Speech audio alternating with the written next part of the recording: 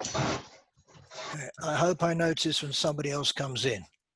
Okay, so it's a tree in the forest, a statue in the square, what we know, what we think we know, and what we want to know. So, in these, oh yes, before I start, I just want to say again something I say every time. This is very relaxed. The subject might not be relaxed, but we are, at least some of us are. So this is not a lecture and then questions. I shall be talking for a while, and if you feel you want to come in and interrupt you, I will either tell you don't, or I will answer your question, or I will say, can we leave that for a bit and we'll go on to it later. So basically we're having the old-fashioned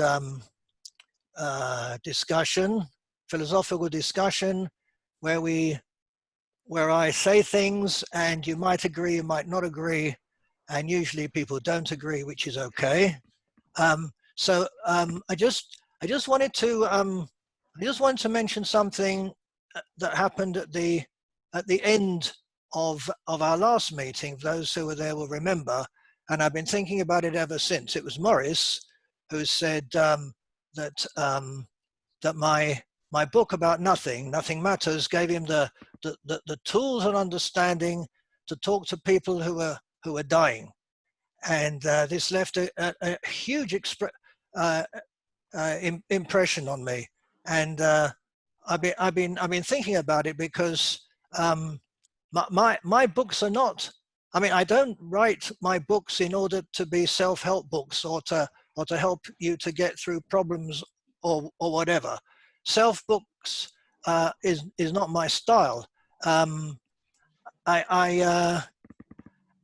What Morris said made me wonder, and I thought I succeeded beyond what I set out to do. And if people get something from the book that make them do things, that's fantastic. But that's not the idea. Okay. Basically, I want to I want you to what I say reflects back upon all of us, and then we can decide to do things. I basically like to shake things. Ron, can I just say to you that after all philosophy is self-help.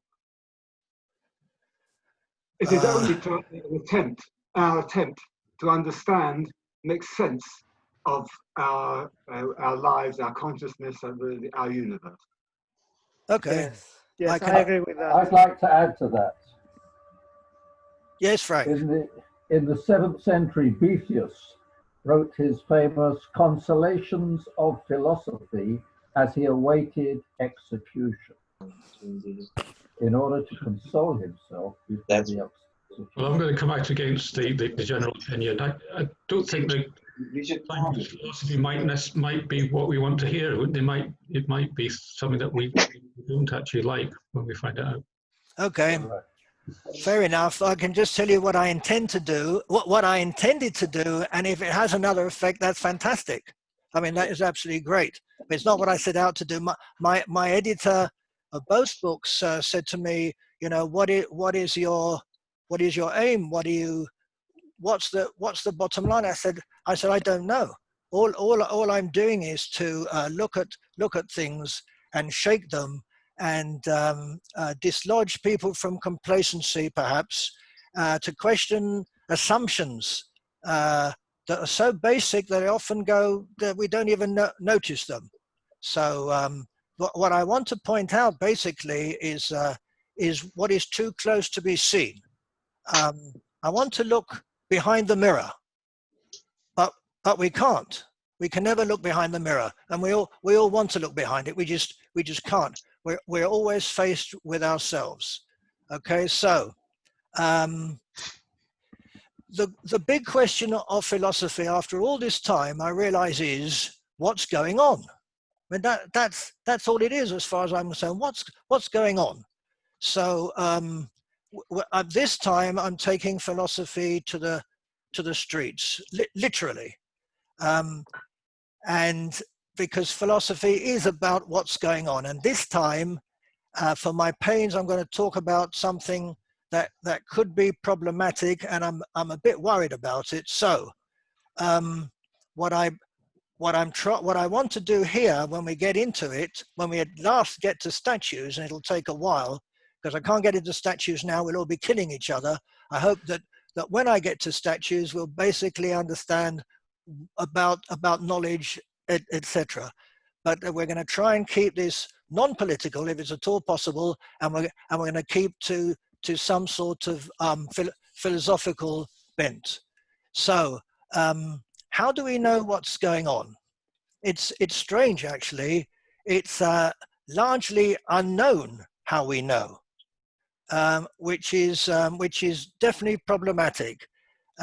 What is knowledge, and how we know we know? That is the most scary of topics.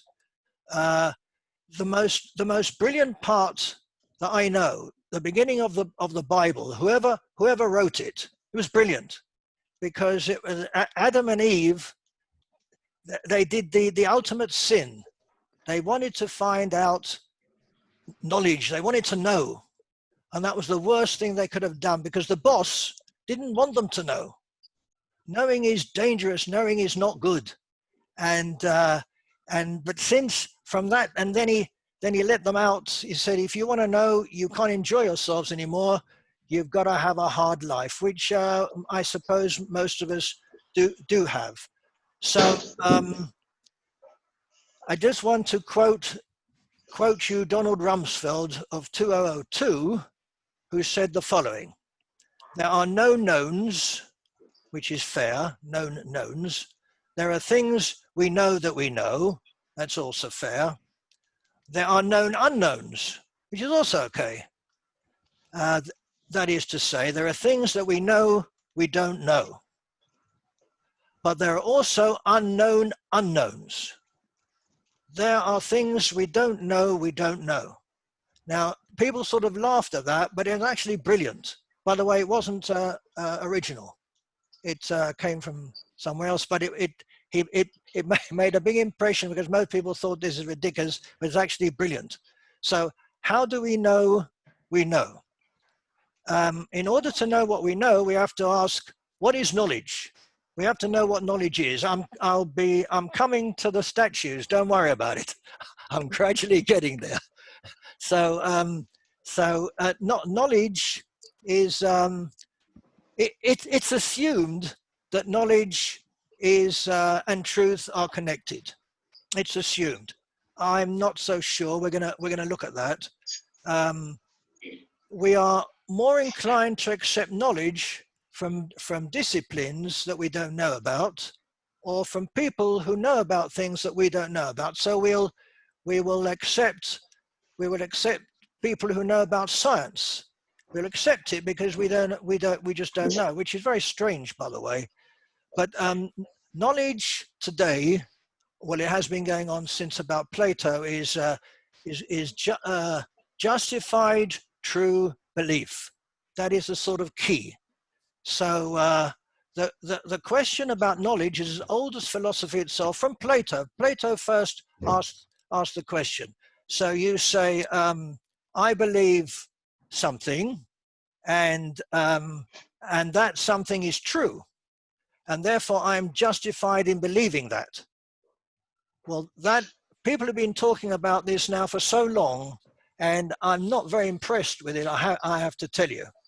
But let's give an example. It's winter, and you come out of your house, and the streets are wet, and there are clouds up there, and you are justified in believing that it had rained. It is justified true belief. That it is justified, and if there are no clouds in the sky, it could mean that the clouds were there and they'd gone. It's still sort of justified. On the other hand, somebody could have just washed the streets, which is also something. There's something very interesting that Russell said about that. He said that that somebody who comes into a room, Alice comes into a room, and sees it's 2 o'clock. The clock says 2. And that's fair enough. It so happens by coincidence that it is 2 o'clock, but that clock has stopped. It's always 2 o'clock. Is that a justified true belief? That was a huge question, because it was absolute fluke. But it was Gettier, an American philosopher in 1963, who challenged the whole business of justified true belief. Let me give you an example.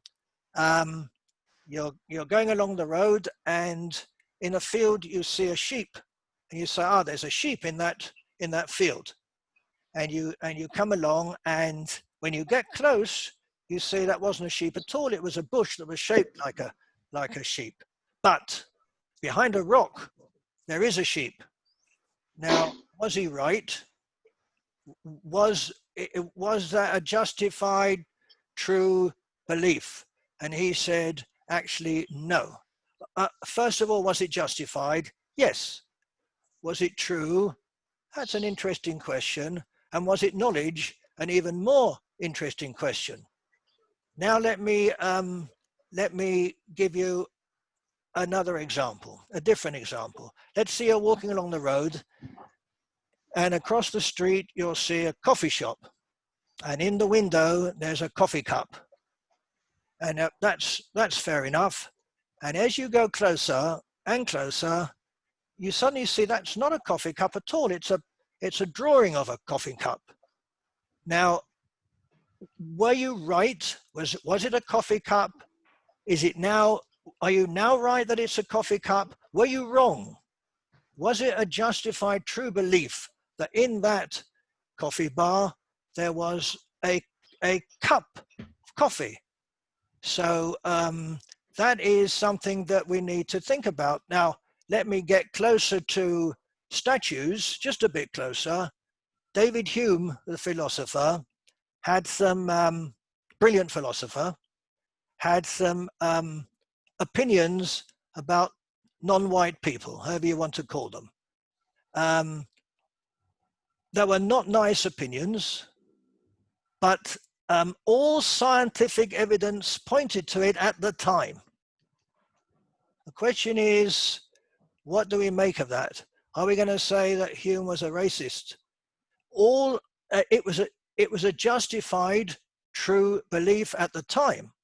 Okay, so I can now ask, is knowledge connected to understanding? Does one have to understand to have knowledge? And does knowledge have to be true knowledge? Can you have knowledge that is false? Is it knowledge? All right, you who've listened to me before know what I think about truth. So you know what I think about true knowledge. Okay, so my approach is I call it the coffee cup approach. So I say that knowledge is memory, first of all, because you can't have knowledge of something that's not in your head, and something in your head has to be memory, right? So, and not only is it memory, but you would assume that knowledge will continue into the future. It would have to. You can't just say, I know now, I will know in the future. So knowledge is the result of what we know, but knowledge is not static. Knowledge changes according to the information we have. So knowledge must necessarily be approximate, and thus necessarily approximately true. 1 second, approximately true. Since approximate truth is not truth, where does that leave knowledge? Did you want to ask something, Morris? I wanted to draw a parallel between what you're talking about and the way in which in the West our courts function. That is to say, when somebody is accused of a crime and they're brought before a court, and evidence is brought, and eventually a judgment is made, and we say that they are guilty or they are not guilty, and there are many cases of people being sent to prison for long terms, and then sometime later evidence comes up and the court declares them innocent. Now, they were in fact guilty the first time, and they are innocent the second time, equally. So, because hang on a second. Hang on 1 second. Sorry, Reginald. Sorry, Debbie. I did not notice that you were waiting. I'm so busy. I'm so busy with what's going on. My knowledge completely failed me that I have to look at something. So sorry. Carry on, Morris. We'll just finish the thought. And the thought is that we have a court because we need one. It's a practical necessity. And the need, knowledge in itself is of no importance. It's practical uses of importance in our lives. And therefore, we make decisions, we decide we have knowledge that serves our purpose. And when evidence or something else changes, we change our knowledge. It was right before and it's right the second time too. So you're agreeing with me that knowledge is flexible depending on the circumstances. Yes, is that what you're saying? I'm saying to you, it is a tool in our hands, and we improve that tool with more and more, call it evidence, understanding of our surrounding. Okay. And it's a flexible tool. I mean, it changes according to how we want to use it. So knowledge is not a definite thing that is unmoving and unchanging. Knowledge can. One of your sentences earlier I found a difficulty with, because you put together in the same sentence the word knowledge and the word belief, and these two are opposites. Or at least they're not the same thing at all, and it's all belief. That is a very extreme thing to say, which I'm not saying it's wrong. I think it's right. I think that it is all belief, but the point of justified true belief is the key that philosophers are sort of hanging on to, and I am as skeptical about it as you are about the word justified even suggests a court making a decision. Yes, okay, fair enough. But don't forget, it is a key that's been used for like 2,000 years. It's a way of explaining what knowledge is. I don't agree with it as much as you don't, but wiser people, well, it can't be wiser, but older people than us have talked about it in those terms: justified true belief. And they've all got to fit together, and I don't see it either. Okay, so anybody else while we're at it? Frank, yes. I think that knowledge changes over time because it's a question of interpretation, and it's also a question of perception, and therefore it is very subjective. And what was once knowledge and perception 1,000 years ago is not the same mental capacity that we have today, and we see things differently. Therefore, an interpretation of the same knowledge then is completely different today. Now, if we talk about belief, and we're talking about something, perhaps religion, we talk about belief, there's no rational argument here. It's a person who believes he has the truth, and you can't argue with him rationally. In his eyes, he has the truth, and that's the end of the argument. But in the Middle Ages, they tried to combine rationality and belief. And for instance, some scholars said, I know because I believe. And that was their argument. And that's the way they managed to sort of come to a truth about God. Neil. Yes, I mean, the reason belief is in there is if we don't believe something, we definitely don't know it. You know, it's... And I think I agree with you that the word that causes the most problem in there is true, because we actually don't know what's true. So it's a strange part of the definition. Yes, I agree. Keith, yeah.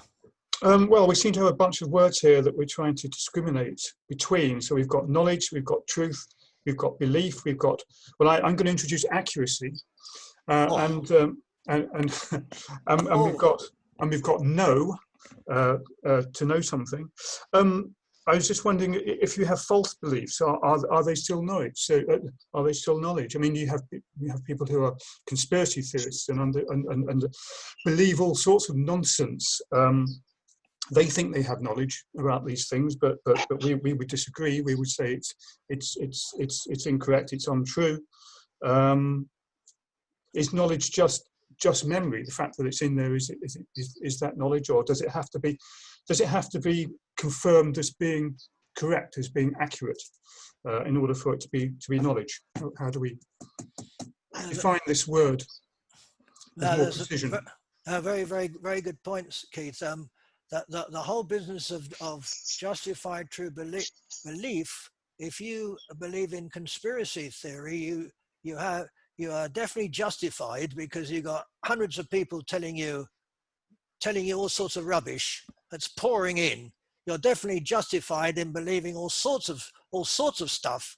It's justified. It's belief, and it seems to be true. As so many people are saying it, then presumably it's true, and it becomes knowledge, and that's dangerous.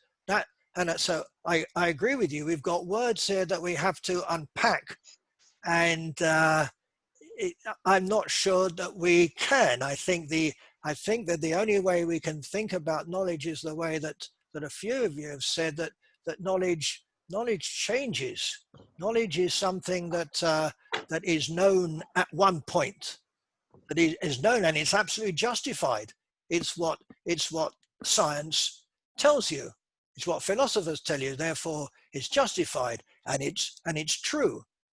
The problem is that when you get to today, can you look back and say that well, they were wrong? I mean, what right have we to say they were wrong then?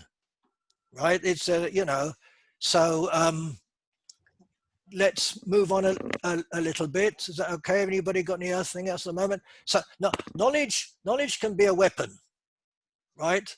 There is forbidden knowledge, that which others don't want us to know. Okay, there's forgotten knowledge. Can knowledge be forgotten? I mean, how would you possibly have knowledge that's forgotten if it will only be knowledge when it's come back again, when somebody reminds you of it? Frank, yeah. I mean, if we go back in time and we look at the Library of Alexandria, which held most of the scrolls and the written knowledge up to the 8th century, and then was burnt, and all that knowledge disappeared, mainly. A great deal of it disappeared, and therefore we are lacking knowledge. Most of the knowledge that exists or did exist, we do not know about, because of the fact that for 2,000 years of knowledge went up in flames. Yeah, but yes, true. But that's not knowledge, it's forgotten. We know there was something, but it's not knowledge anymore. It's gone. It's gone. Forgotten knowledge, yeah. Well, all we know is that there was something there, but knowledge that's forgotten, I don't know that that's knowledge. It just is a blank.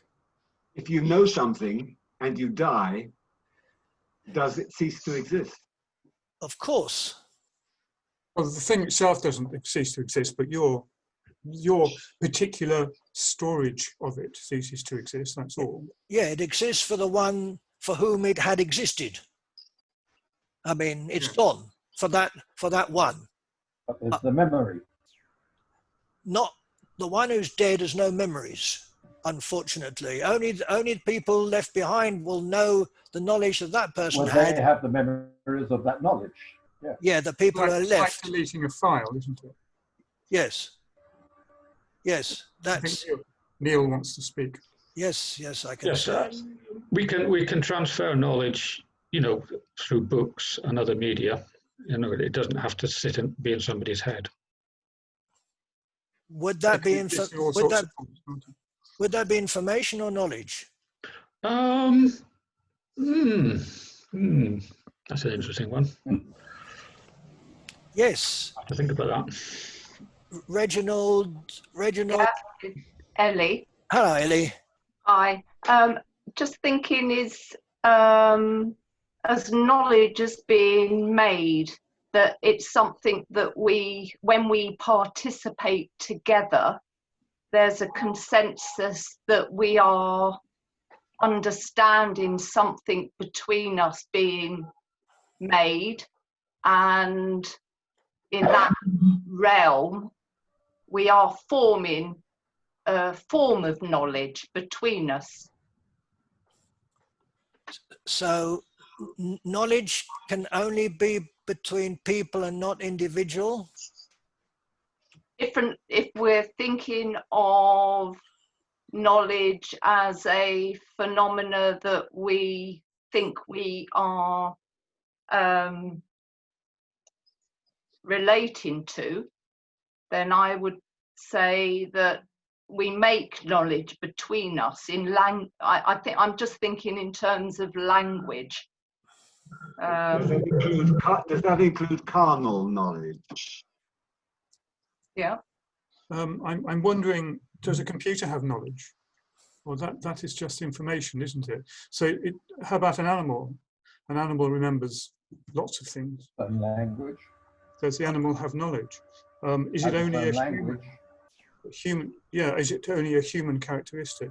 I think it's very much based in the human brain. We talk about knowledge when it's contained by a human. I've never heard of anybody saying that an animal has knowledge. They say an animal has memory, but I've never heard of anyone using the word knowledge in relation to an animal, certainly not a computer, but only a human. So it seems to be special. Is knowledge then shown by what we do? What we're capable of? Is that a reflection of what knowledge we have? A dog knows when it's time for its dinner, or when its owner says it's time for a walk. The dog knows that it's going to go for a walk. It has that level of consciousness. Yeah, and I mean, a cat, anyone's got a cat, you'll know your cat knows your local area. Will know how to get to its different homes in the country that it goes to for an extra meal or whatever. If I want to have a huge quarrel with somebody, there are a couple of subjects. One is free will. Ooh. I can explode any party within 5 minutes with free will. And another thing is, if you talk about animal intelligence, people who've got animals will kill you if you say that animals are not as clever as humans. They will literally leap up and bite you. And that's the human owner, not the animal. So I don't even want to talk about animal knowledge, because people are really when they got animal, that animal is really clever, highly intelligent, etc., etc. So I'm inclined to, and I prefer to talk about human knowledge. The other part is just too complicated because we basically don't know. Ellie, as far as what you're saying is, I just want to get this clear. You're saying that if somebody has knowledge and doesn't impart it, that's not knowledge. That's individual knowledge. That's not knowledge. It has to be given over to somebody else for it to be knowledge. No, I'm not drawing that distinction. I'm just considering knowledge as something that we is constructed between us. It derives from a social context in our, yeah. So you've got to have more than one person who knows it. So if only one person knows something, it's not knowledge. They has to be shared in order to be knowledge. So, or how we acquire knowledge from birth, say, is from a social context. Well, supposing I discover something and I haven't told anybody yet, is that knowledge, or is it only knowledge when I've shared it with somebody? Is it knowledge? Would it be knowledge for me, or is it only just knowledge for you? No, I'm just going by your idea there. If I discovered something unique and only I knew it, would I have the knowledge yet, or have I only got the knowledge once I've shared it with somebody? It might have been David Hume, I might be mistaken there, but didn't one of some philosophers write that nearly all knowledge we have is from testimony. Either somebody's told us it, or we've read it somewhere. There's very few things that we acquire independent knowledge that we acquire independently. Most of it is I definitely agree with that, because I said that knowledge is memory. Therefore, it must be somewhere for it to come out. It has to be in our minds in order for it to be known. It won't come out of nowhere. That's what you're saying. Yes. Yeah, somebody's told. Morris? Maybe it has to have I don't want to seem morbid if I constantly talk about death. Well, you are. When you talk, that's true. It's true. But earlier you said you talked about Adam and Eve and their acquisition of knowledge, which was a bad thing.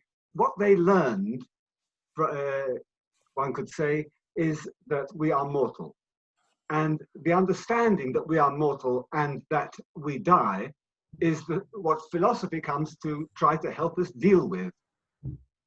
That is knowledge.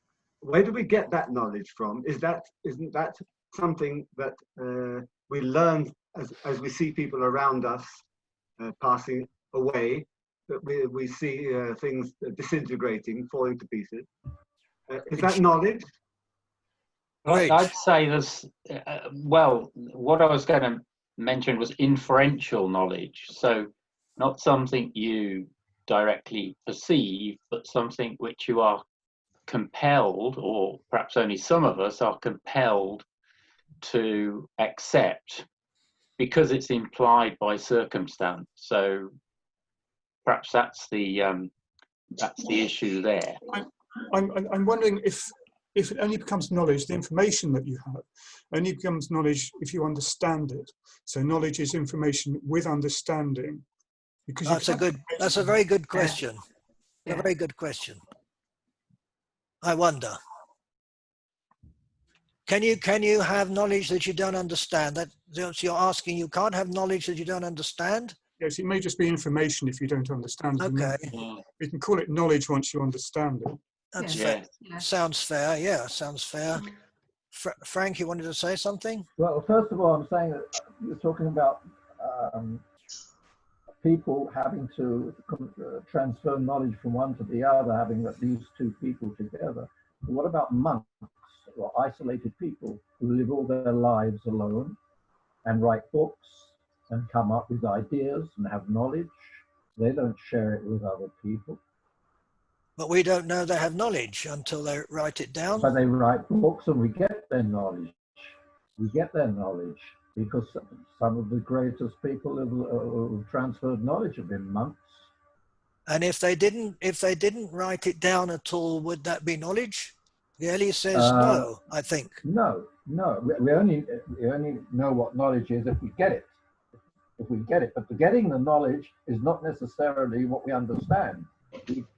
Because everybody interprets knowledge differently. Knowledge is a question of interpretation and change.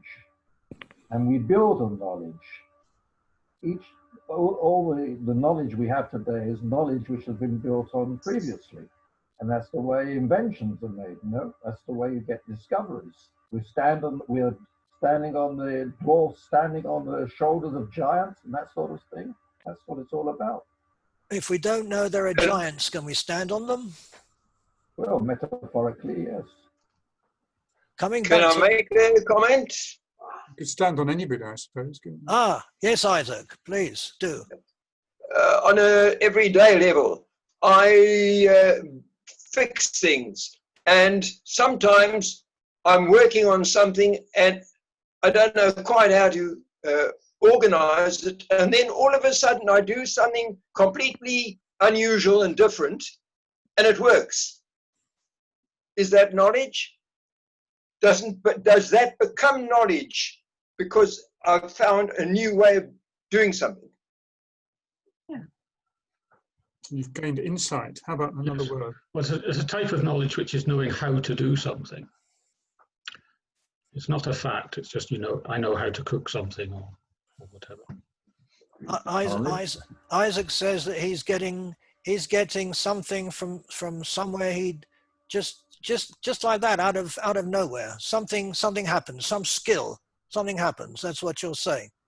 I suppose it then becomes knowledge, doesn't it? Well, he's synthesized existing information and produced a new piece of information. So he's thought it through. It's not just a random act. I suppose maybe fixing things could sometimes be random, but often it's a process of thinking through the problem and then coming to a solution.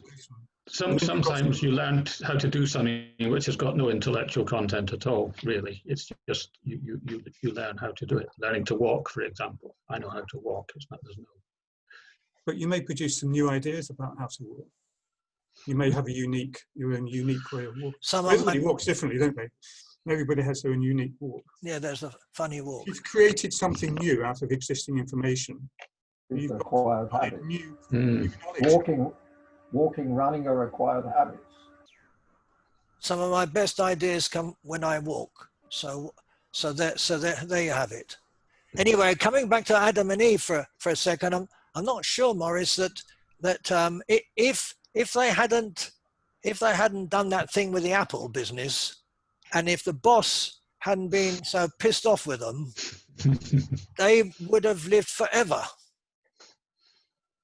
So apart from the knowledge, there's another side to it. Yeah. Yeah. The other side to it is that they were innocent concerning sex.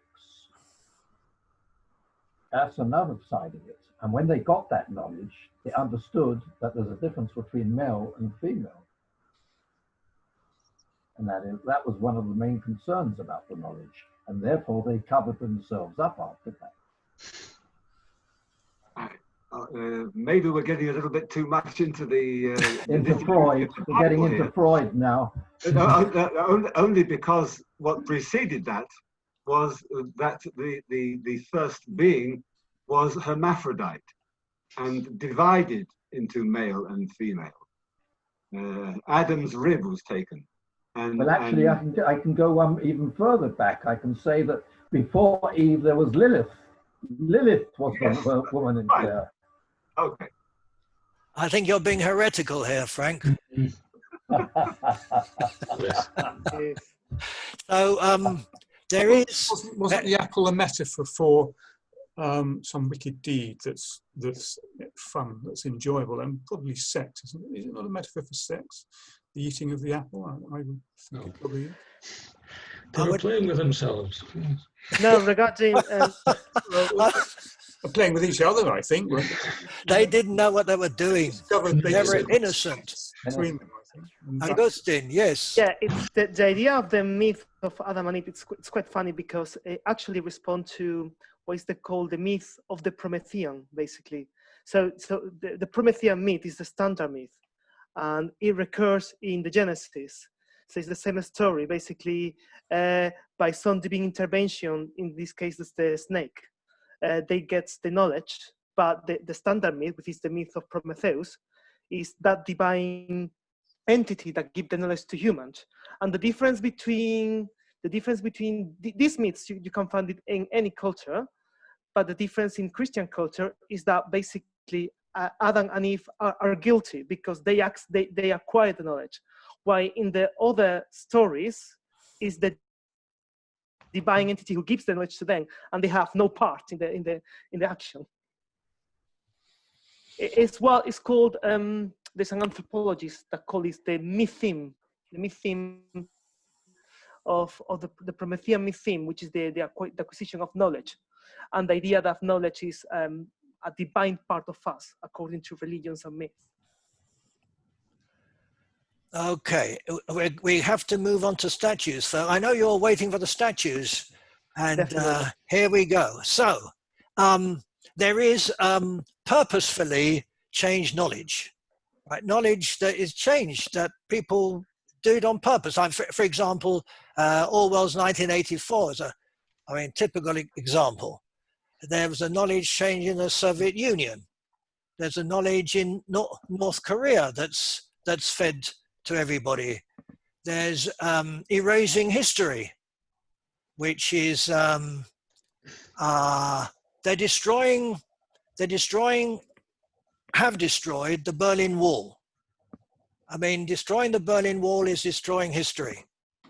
I mean, when that's gone completely, people won't even know about it. If they just leave a little bit, maybe that'll help. I'll give you a current example about history being changed about the Second World War. That there were lots of countries involved in the Second World War, but not Germany. It's the Nazis. The Nazis invaded the Soviet Union. There was the British and the Italians and the French and the Japanese, but no Germans.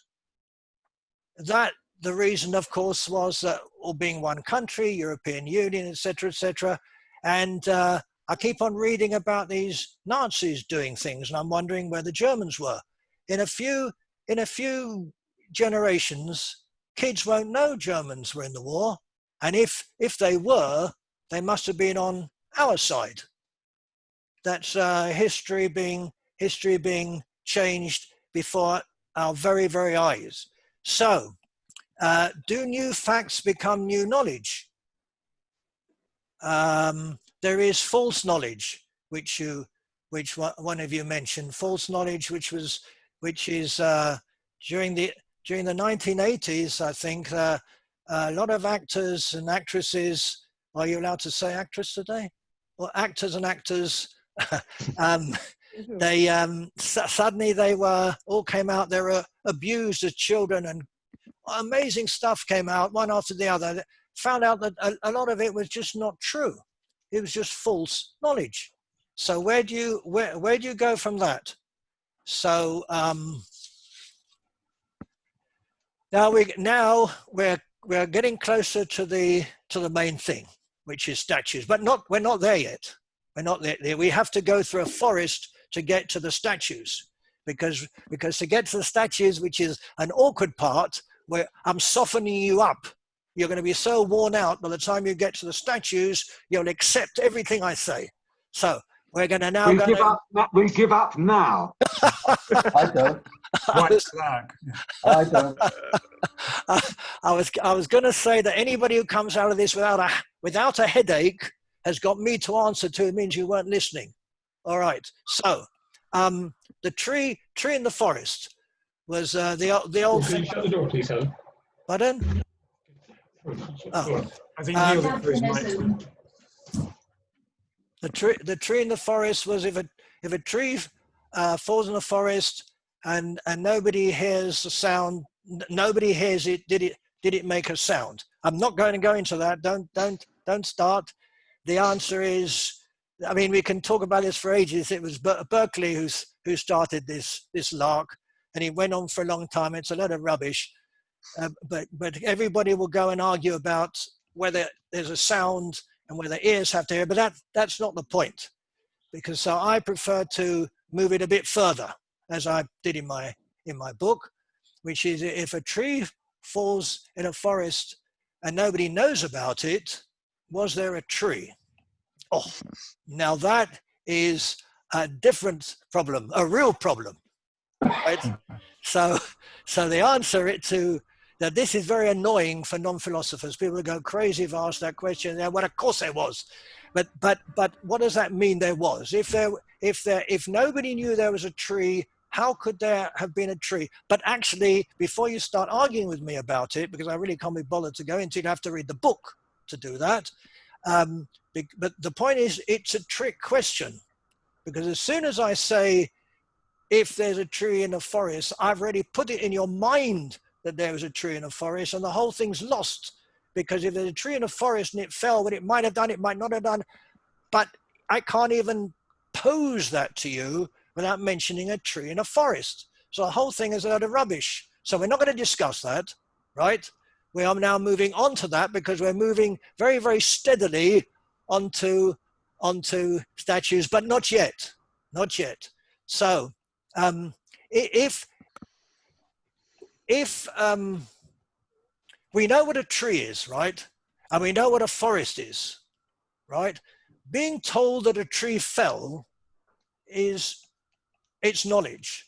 if afterwards we are told that, well, actually I lied, a tree did not fall, was the knowledge I had before false? And can I believe the second one if I didn't believe the first one? Conditionals are problematic. Is it possible that a tree fell in a forest? Yes. Does it mean it did? No. So, if we are told that a tree fell, would we have knowledge that it did? Which I asked. Yes, but only if we believe that the tree fell. Here we get to justified true belief again. So belief, then the information was true. Okay, so let me tell you about Popeye, which is much more interesting. Those of you who heard it before, or those of you who read the book, I'll say it again, it's a lovely story. In 1870, a bloke called Erich von Wolf, he did a whole lot of tests on vegetables, and he found that in the laboratory, and iron and all that, and all written out, and they found that after his experiments, they found out that spinach had enormous amount of iron, enormous, 35 milligrams per portion or something. And that this was fantastic. And from then on, everybody ate spinach and all the films, etc., etc. What they found out in 1937, that the bloke who transcribed the information actually did put the dot in the wrong place. It wasn't 35, it was 3.5. So all this stuff that people had known about and believed was actually not true. The question is, was it true then, or was it not true then? And how can you say it wasn't true? Whatever answer you give is wrong or right, depending which way you look at it, because you can't say it was wrong then. It was only wrong today, looking back. But at the time, there it was. There was the evidence. It was true. It was justified true belief. Okay, so can you know information that is false, that turns out to be false? Before November 2016, everybody believed that Hillary Clinton would win the election in the States. Everybody. I mean, the evidence was there. All the polls showed it. So can you now say that in 2016, Hillary Clinton was going to win? Did win. She won the popular vote. Yes, Neil. Can we be said to know anything about the future at all? I mean, we could all disappear in 10 seconds' time. I could say that that's going to happen, and nobody could say it wasn't true. Neil, I will pay you later. That's about what I was going to say. Oh, okay. Sorry. No. Don't be sorry. It's great. No. That's wonderful. If someone had said that Hillary Clinton will definitely win, then they're in no position to say that. It's a false claim. I mean, it's down to probability. She may win, she may not win. For someone to say that she definitely will win, he's making a false claim. It's unsubstantiated. It's of no value. It's only a false. Keith, it's only a false claim now. It was a false evidence because it was unconfirmed. No, of course, but the evidence was quite clear, wasn't it? That all the polls showed it. Well, clearly it wasn't. It didn't go that way. So exactly. So the evidence was obviously misleading. You said it had no value. You said it was no, and that I think is the key. That is the key, because it is the value of the knowledge that is of any importance at all. If the knowledge has no value, then it doesn't matter whether it turns out later to have been wrong or true or false. We need but we need something to help us every day in our lives in understanding our universe and our surroundings and ourselves. And what we know at this moment, with the evidence we have, is what we know, and we'll know something different tomorrow. We act on what we know today, and maybe we're making big mistakes according to what we'll know tomorrow. But in the meantime, that's what we have. That is what gives us our ability to continue to navigate our lives. I think the public are much more aware of false news today than ever before, and hence we all use the phrase fake news every day now, and we all are very skeptical, and we all have different channels showing different expectations of politics and affairs and what's going on in the world, and we can see much more. We're a global village today. It's a completely different kettle of fish. We live in a world of extremes, complete extremes, and the knowledge is changing all the time. And there's no such thing as truth. Truth is very subjective. I mean, using the word truth is ridiculous anyway. What is truth? You should use factual knowledge. Facts. Are facts truth? No, you shouldn't use the word truth, because facts have always been disproved.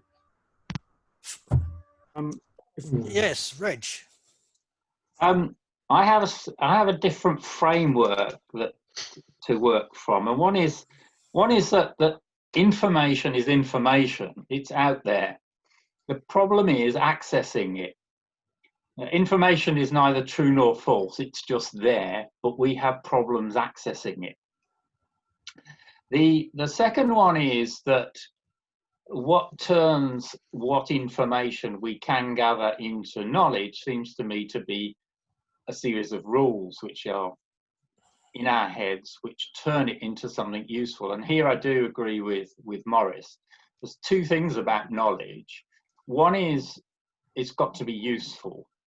And the other thing is we live in a dynamic world, a world where to survive, we have to have some means of predicting the future. And that's where the rules are important that can turn this information into knowledge, which we can then use in the world and helps us survive. But we don't do that with a great degree of, well, you could say we do it successfully enough to continue surviving, or we have done up to now.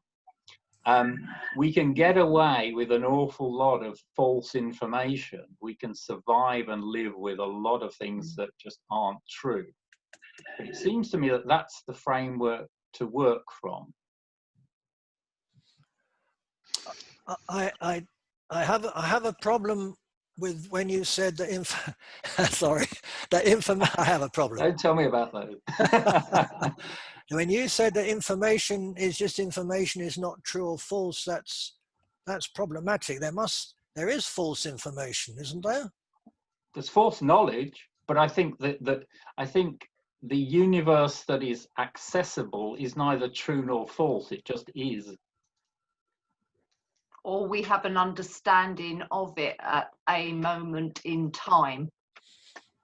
A moment in time. We don't necessarily agree. No, you obviously.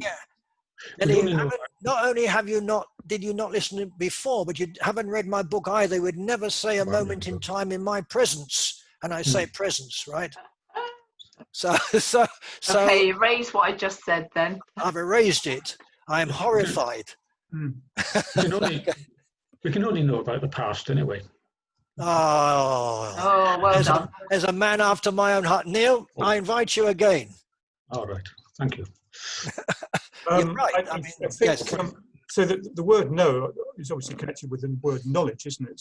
So just going back to the Hillary Clinton thing, if we're wondering if there was knowledge that Hillary Clinton would win, it's like me saying I know that Donald Trump's going to win the election next time. You know, the statement is of no value whatsoever, because I can't make that prediction, and so it'll just be dismissed as a random statement. Maybe I can back it up with some sort of evidence, but it'll be there will be plenty of evidence to to go against it, to say that, that's not the case. And just going back to you're telling us that a tree is falling in the forest. Can we say the fact that you've told us a tree is fallen in the forest? Can we say, oh yeah, a tree is fallen in the forest? Well, no. All we can say is, I would just say, Ron said a tree has fallen in the forest. Never said that. Never. Now that's never. Accurate. Never. That's accurate. That. But for me to go a stage further and say a tree has fallen in the forest would mean that I'm assuming that you were correct in the first place, that you were giving me correct information. And as you said, you may not be giving me correct information, you may be giving me false information. So for me to be sure that I'm communicating something that is actually true and accurate, I would just have to say that Ron said it happened, not that it did happen, because I cannot be sure that it did actually happen. Keith, I deny I've ever said a tree fell in a forest, ever. I deny it completely. Okay? Well, I've recorded it. I have No. My thing was, no. That's the whole point. Yeah, can I have witnesses and with sworn affidavits? Yeah, we can all record it. I will delete the recording anyway. The point is, no, my point was. You're talking about lying now, Lucy. Yes. It's different. We're going on to something new. I said that if a tree falls in the forest and nobody knows about it, was there a tree? That was my thing. And the whole point was that as soon as I say, talk about a tree, you already have it in your mind. So I agree with you, but I never talked about a tree. All I said was, if a tree fell in the forest, was there a tree? And so therefore there could have been a tree that fell in the forest, but I haven't said that. You have not heard the words from me. I would have to have. No, I was using that as an example. Okay, I accept. I wasn't saying that you've actually said it today, that you may have done. I don't know, but I was using that as an example. Anyway. That's fair enough, Keith. I'm with you there. I don't even expect that there was a forest. What happens if there wasn't a forest? And that's even well. I don't care. Yeah. I think actually the statement of the question.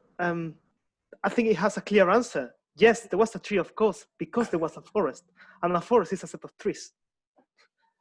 A forest is a lot of trees put together. Hence, there was a tree. Did it fall? Did it not fall? I don't know, but there was a tree. It doesn't matter whether it fell or not, because it was in the forest. A better example will be, there is a tree in the field, and it fell. There was a tree at all? Maybe, but in the forest is a set of trees. But if you don't know the tree or a forest, then we're not saying anything until I actually mention the word tree and forest. If I don't mention them at all, then there's nothing there for you to grasp. But that will be a tautology, basically. That will be something fell down somewhere. No, not necessarily. I don't care about something falling anywhere. The point is, if I don't put that into your head, then you won't be able to talk to me about it. And I haven't put it in your head, so it doesn't exist. I'm going to delete the tape.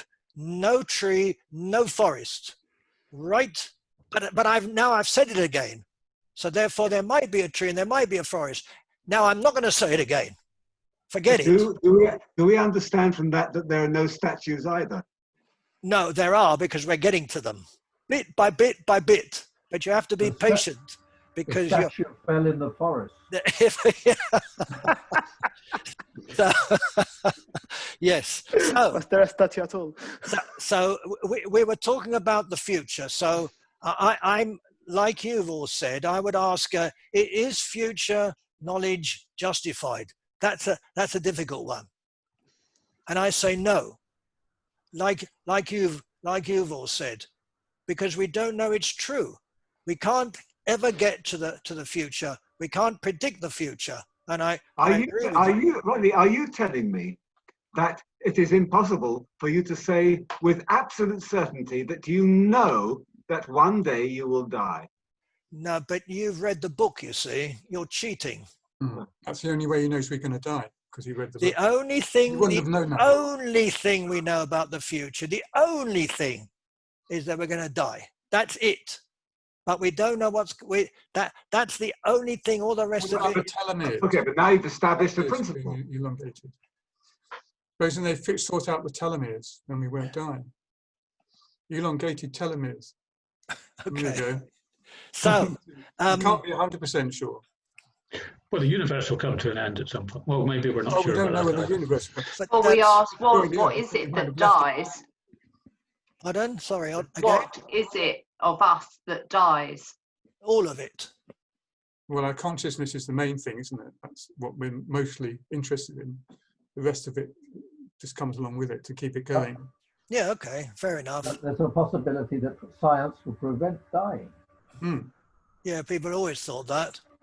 You know, they buried Lenin, and because they were big scientists, they said that Lenin's going to come to life again because we got the science, and one day he's going to come to life again.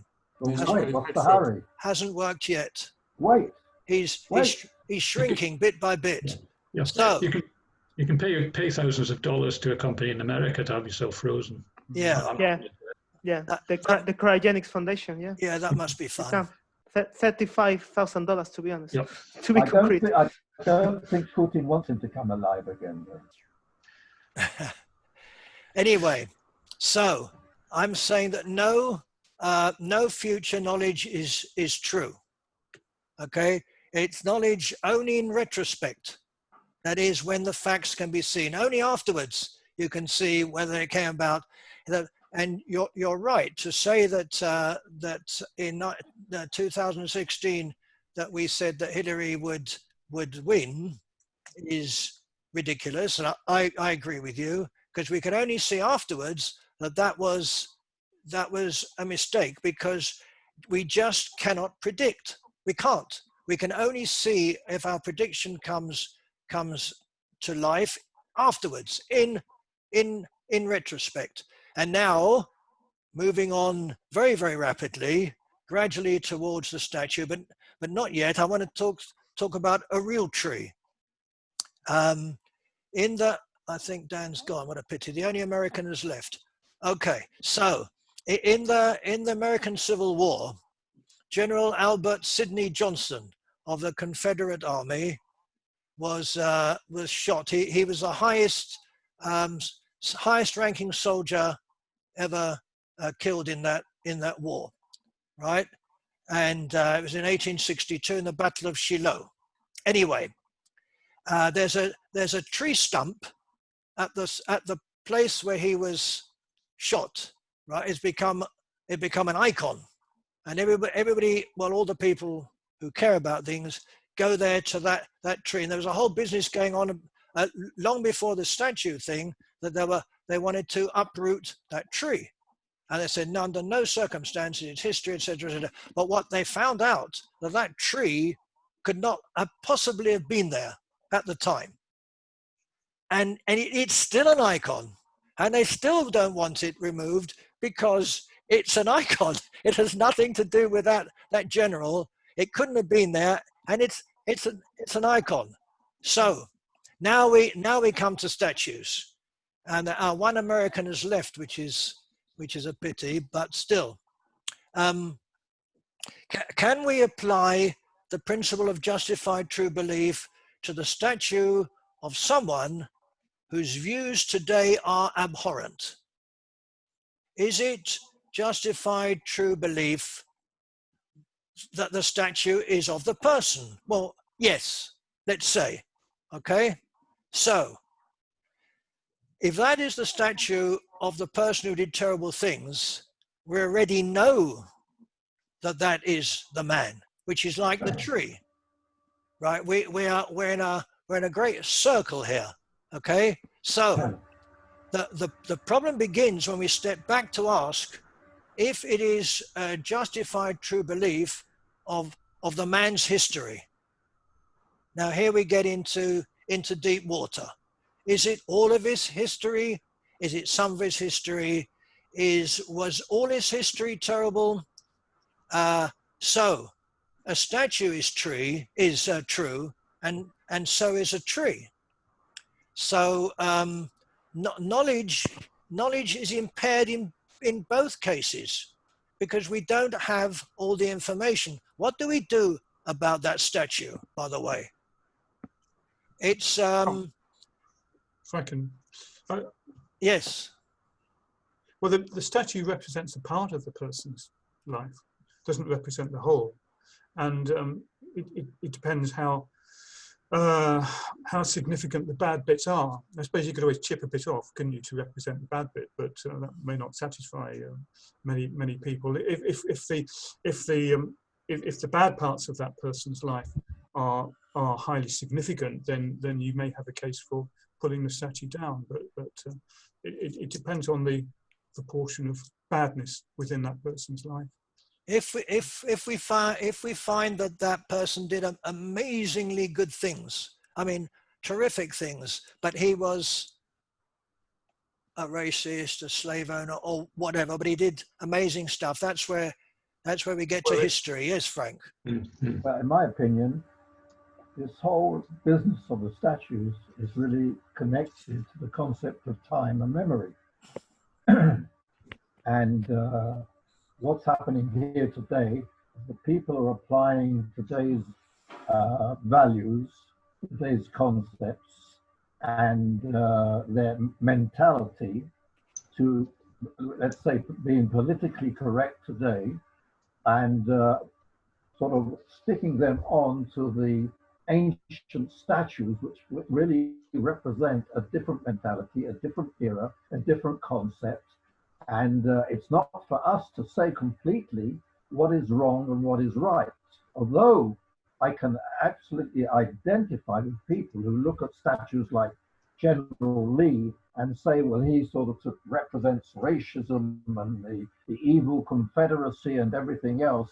But we have to look at it differently. If a statue has gone through a time, say 200 years, the test of time, then it's undergone a certain consensus among the general public. In other words, if you've got a liberal democratic republic which accepts a statue, then you have to accept the statue for what it was then and not today. But on the other hand, I can understand statues that have been broken down, like statues of Stalin and Lenin and Saddam Hussein, because they've undergone really a tremendous revolutionary change from a regime of authoritarian regime, from fascism to of oppression, to a sudden hope of obtaining a liberal regime. Therefore, we can understand why what those statues represent, because they're knocked down today. But knocking down ancient statues, I think, is knocking down history. In other words, it's going along with the idea of revisionism in the history. Revisionism in the history is applying today's values to yesterday's values, which are different completely. Yes, Neil. Well, there was a General Lee's. General Lee was not was only popular with the Confederacy. I mean, there were people fighting against him. So I think the problem with the Confederate statues is that although the Confederacy lost, the values that they believed in kind of resurfaced after the Reconstruction era, and they managed to oppress the black population through other means, and that lasted until the 1960s. And I think this is where, so that was 100 years later. So I don't think it's true to say that everybody in America, would have seen Lee as a hero. Half of them would have seen him as an enemy. So, but I see your point that if you look at historical figures, there's very few who, if they appeared on a political talk program today, you wouldn't say, "Oh God, that's terrible," what they say and what they think. Yeah, my question is, wasn't everyone in the past captive of their time and culture? I mean, we are looking back. Yes, Maurice. Can I just ask a question? Maybe somebody can explain to me what the point of a statue is. I mean, I don't really understand why we should put up a lump of stone that, Yes. that purports to look like somebody, and expect that it's going to produce some sort of reaction in those who see it, without taking into account that we have motives behind our erecting this particular figure. Can you explain to me why we need to have statues? Well, Yes, Keith, they're aspirational. Yeah, I can. Well, Keith and I were in a discussion about this very topic, and our conclusion was that we should tear down all statues and never erect any again, and then we will not have all this controversy. Or stick them in museums. Yes. I remember. Not in public places. I remember when we saw pictures on television of ISIS knocking down the statues in Palmyra of the ancient gods of Babylon, and how the Western world looked at this barbaric attack, and papers were full of disgust. How this could happen? How could they do such a terrible thing? And here, once again, we are watching people throwing statues into the river or knocking them down, and there's a great similarity here. But on the other hand, Maurice, you asked what is the purpose of statues? Well, every civilization had a different purpose. The Romans and the Greeks wanted to idealize their Roman leaders, their generals, and their emperors, and therefore it's for the glorification of the individual. Later on, I think statues such as Winston Churchill and other famous figures represent not just the person, but what the person stands for. It is symbolic of a certain age, of a certain event or a number of events. And therefore, when you look at a statue, you don't just see the person himself, you look at what that person stands for. But then I think the real point will be whether the value of the statue or the value of the person that we are immortalizing there forever, is it a good value or a bad value? Is it to show glory of history, or is there for showing either darkness and whiteness of history? So, well, each culture, each civilization looks at it differently. I'll give you an example. In Belgium, in Brussels, if you stand outside the parliament, there's a statue there of one of the leaders of the Crusaders who went into Jerusalem, the Holy Land, on the First Crusade and became King of Jerusalem. And there's a huge equestrian statue there today, which everybody thinks is terrific. And who was this person? This person was a great leader as regards the Catholic Church, because he went in to take the Holy Land from the infidels, as they say. But on the other hand, what did the Crusaders do? They slaughtered hundreds of thousands of people. So it depends, how you look at it. There are two ways of looking at these things, and it depends on the civilization you're talking about. As somebody already said, there is not one statue virtually you can put up where you can't find something wrong. Even Churchill, for example, right? Yeah. Every statue has something wrong. But the question is, how important is as somebody said, the good part and the more negative parts? What do they represent? What can it say for you? People like to feel, they like to get the feel of history. There's nothing like a statue to get the feel of history. That's why we go to museums, right? To see lumps of stone and things like that. We get a sense of history that way. Yeah. Apart from just reading books. How about if we don't take a stone or a metal structure, but instead we take the real person, and we say that a leader, let's say Donald Trump, has so many bad things we could say about him. But on the other hand, supposing he does something very, very good, he does it meaning to do something quite different, but it turns out really well.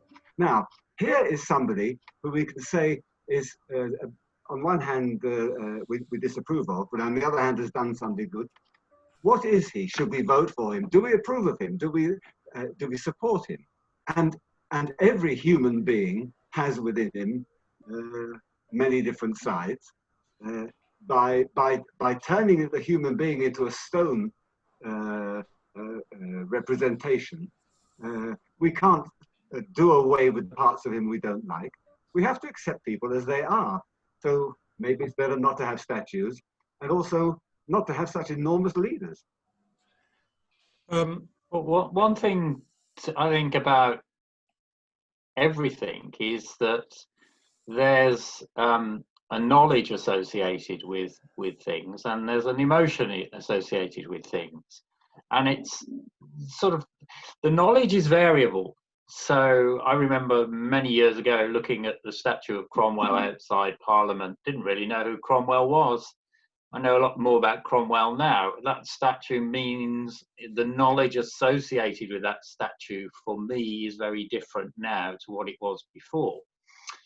Equally, there can be an emotional response, particularly with things like statues and visual representations. And what we are doing is we are resolving the conflicts that arise as a result of the knowledge which it throws up for us, and the emotions which it throws up for us. So some knowledge, or information perhaps, some knowledge, some information has very little emotional response and doesn't connect with very much other information, and the whole thing can be a very sort of dead experience. Other things can throw up a lot of emotions and a lot of knowledge, which can be very variable and has very different effects on different people. And I think statues are an example of that sort of information category, that knowledge and emotional balance being, brought to the fore very dramatically. I think that statues show us what we want to see. I'll never forget, I went to the south of the United States, and I looked at statues down there, and I got history that I was amazed. This is the exact opposite to what I know from the north, but complete opposite. I went to see description of John. Somebody's coming in. Of John Brown, and it was incredible. He was a hero, and there was this and hi Camilla, and there was this and there was that, and I was absolutely stunned. And the fact that we look at statues or at art and we get out of it what we want to get out, and when we knock down statues, what part of it are we knocking down, and are we supposed to say that person was 80% good and we don't worry about the 20%, and who says he was good, and does he bother somebody who passes by, and should we knock him down? All these things are reflected in the way we see things. So I don't know what it does to knock down statues, apart from helping a lot of people who are bothered by them. And so it's a huge problem. Some of the statues that are up and been up for a long time are hugely problematic. If we think of Titus's arch in Rome, I mean, what is that? It celebrates the Roman destruction of the Jewish people and the sending of their remnants as slaves to the diaspora. I mean, that thing is up, it's magnificent. And if you're going to talk about destroying stuff that's bad and gives you a bad history, here's one that should be destroyed. Nobody thinks about it. There are other statues in Rome just as bad. I disagree with you. I disagree with you. Which part? With these, when you're talking about the Arch of Titus in Rome, the Romans built it because for them it was a huge victory. It was a tremendous victory. They had a very hard time destroying the temple and putting down that revolt. It was one of the few revolts which they had so much trouble with, and therefore they built this arch. For the Jewish people, of course, it represents absolute slavery and destruction. They looked at it on their side. They were the victors. The victors wrote the history, right? and they built the arches. Well, all the arches in the Forum, the Roman Forum, are all built on Roman victories. And who suffered? That's why you got slavery, and that's why you got oppressed nations. Yeah, Neil. Yeah. Right.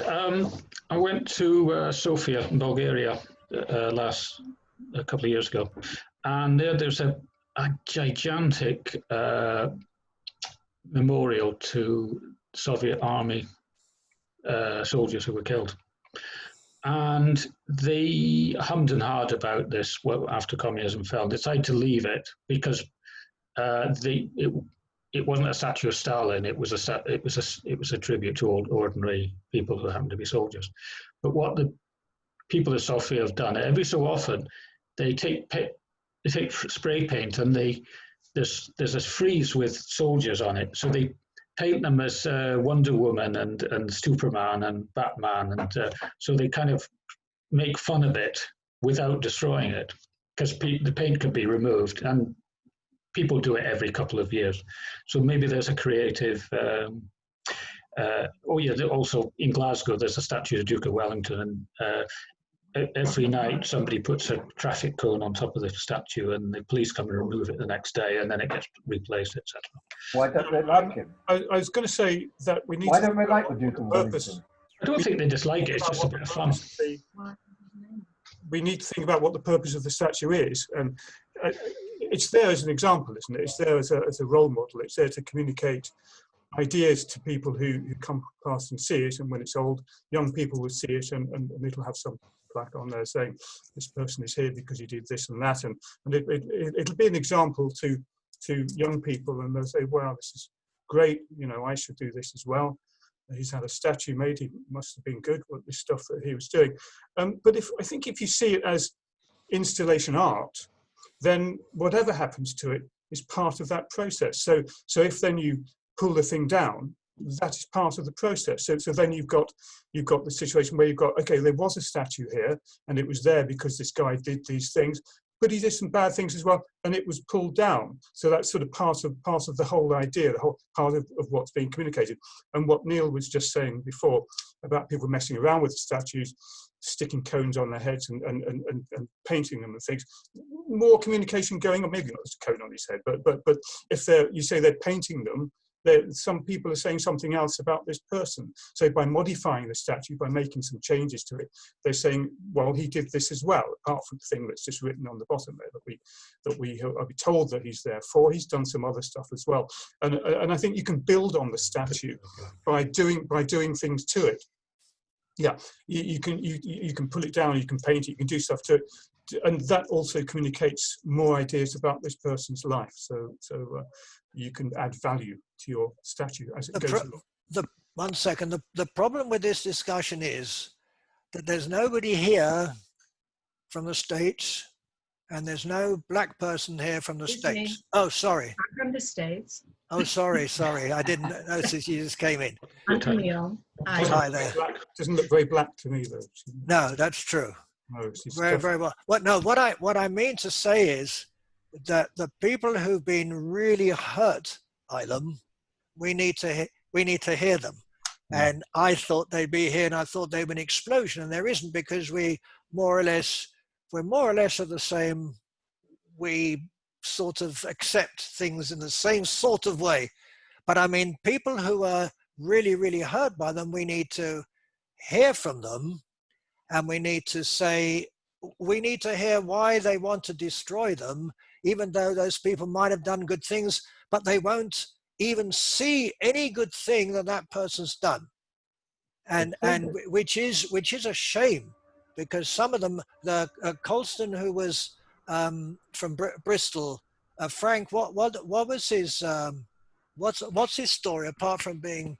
Colston was, first of all, he made his money from slaving in the 17th century. He was one of the biggest merchants of the slaves to the Caribbean, but nearly all his money he gave to Bristol to build up the city. And he was a great philanthropist, tremendous philanthropist. And that's the reason why they put up the statue, of course, and that they threw him in the water because of the fact that he made his money on slavery.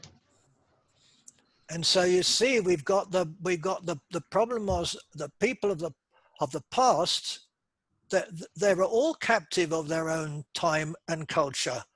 You need to say that Colson at the time, now to say he was wicked is easy. At the time, that was what people. Exactly. At the time, there was a different culture and a different attitude. Slavery was an accepted fact. I mean, it's in the Bible, right? Every nation accepted slavery until we got to the 19th century. It was only in the 19th century that we started making the laws of William Wilberforce brought in 1834, the law against slavery. But up to then, it was an accepted way of life. And not for, of course, for the slaves. The poor slaves had a hell of a time. But for the white man, for the white supremacists, for the colonialists and everything, for the Arab slave traders, that was the way they lived and worked and made their livings. Keith and I were in a discussion this week about Marcus Aurelius, and one of the people in our discussion said that Marcus Aurelius, if he'd really been as good as he's painted, he ought to have freed all the slaves. And we were sort of saying, well, it wouldn't have been a practical option for him. But I think there's something, it's a huge issue, and you could talk about women's position at that time. It's like your voice was oppressed. There's a history that's not been spoken about at all from a black perspective, and they haven't had a choice, or it's not been available to them. Thank goodness now they have means through which to express their humiliation, rage. I mean, I think if I had to walk past a statue of someone I know who had raped people, I would want to tear it down. I mean, statues are so emblematic of cultural norms attached to them at a particular moment in time. It's also, I think, the movement that's happening now, it's such a bigger framework that we're thinking about, that it's challenging certain, institutional norms that have just been established over centuries. And thank goodness, anyway, it's a hot subject for me, so I better stop. No. It's definitely a hot subject. That's what I was afraid of. But it is. That's why it took a long time to get to it, so that we could see what knowledge means. So we've got statues and we've got all this knowledge that we have to take into consideration when we think about going through the streets and knocking down statues of people who did bad things. But it's like a privileged knowledge in this instance, isn't it? That's why we're all here. We're all privileged. Yeah. I seem to remember mentioning on Thursday the Southwark Pits that Neil was talking about, where we were talking about slavery. I was wondering when the first the first issue of slavery came up. When did somebody publicly say or write down and say, hey, hold on a sec, this slavery business, maybe it's not all it's cracked up to be. Maybe there are a few issues here that we should talk about. And I was sort of wondering who that first person was. We were talking about Marcus Aurelius and wondering whether he actually came up with an idea. Go on, Neil, what were you going to say? Well, there was usually a distinction between how you treated your own people and how you treated foreigners. You were much more likely to enslave foreigners. But sometimes your own citizens, for instance, if you fell into debt, one of the options for bankruptcy was to sell yourself to your creditor.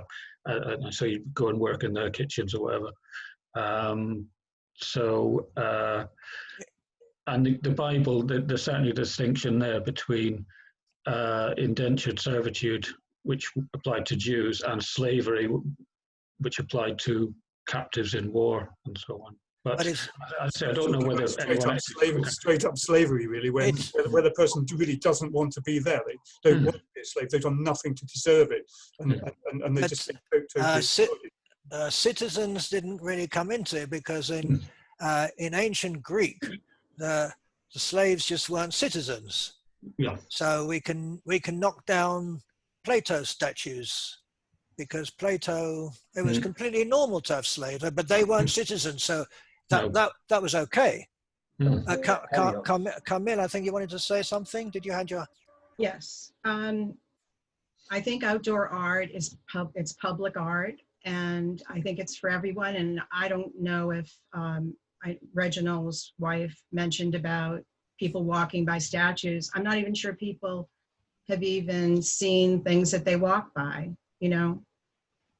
So I've been doing some research on, because I'm going to write an article about statues myself, monuments, and what's going on in the United States.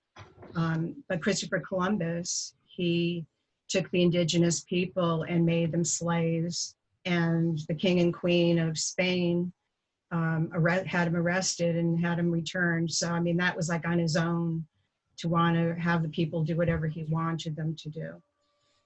I don't know, the United States, it's crazy. You know, I'm an Italian American, I'm proud to be one.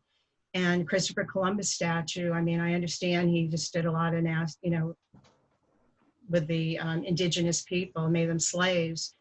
But to, you know, the vandalism that they're doing in Boston in the North End, which is where Italians live, and there's great Italian restaurants there and visitors go there. They beheaded him. You know, I mean, it's just insane. I just don't understand why the fury, just because of George Floyd being killed, has just enraged blacks, and there are a lot of whites that are siding with them. And because they're privileged, like white women, college students, they say we're privileged and we understand that they don't have the same privileges, so they're siding with them. I mean, it's just out of control. Yeah, Augustine, you wanted to say something? Yeah, well, regarding the article, thank you, Camila, for bringing that up. So I'm Spanish.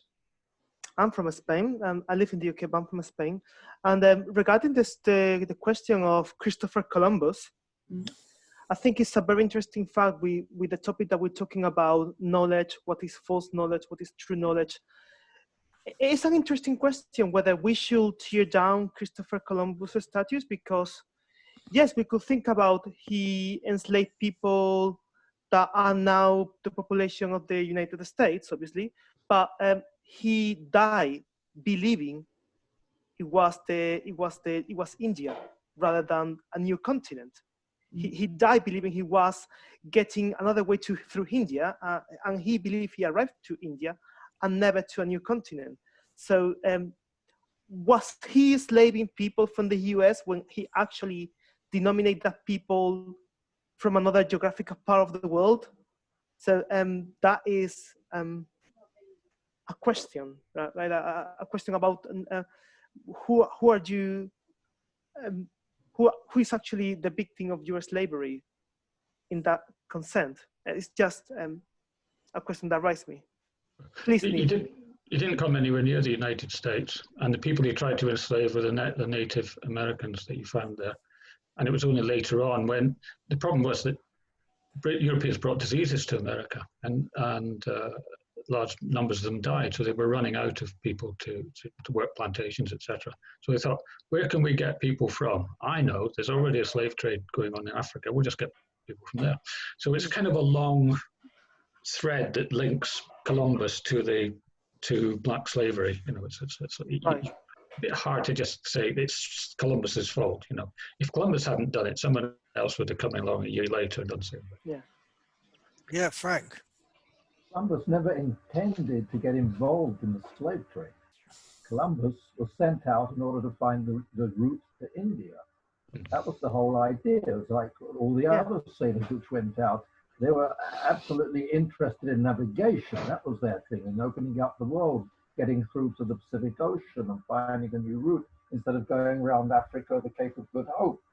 And therefore, it is completely, it's irrelevant, the idea of connecting him to the slave trade. He wasn't connected to slavery, as you said.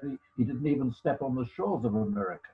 And therefore, it's another typical mistake of this sort of vandalism which goes on where people do not have, we're talking about knowledge, truth, where people do not have the right knowledge.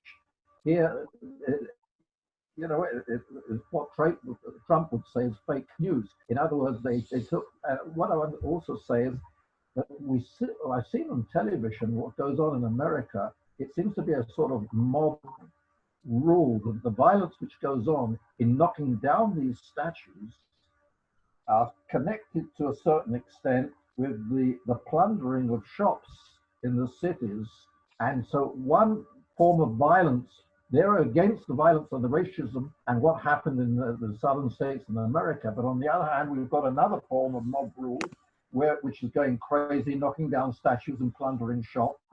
And so we've got violence leading to violence, which in other words, it's a situation out of control.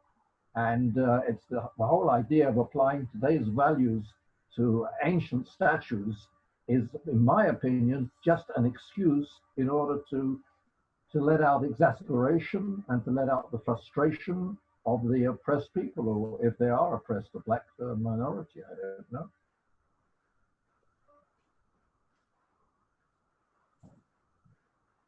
Go on. So back to my point, which was that if you want to preserve the knowledge and get rid of the emotion, then take the statue away and just preserve the knowledge in some other form.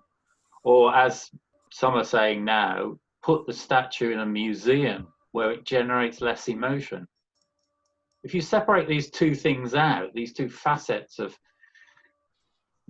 where you invite people to bring into presence emotion and information, emotion and knowledge, then that's your social problem. That's the problem you create.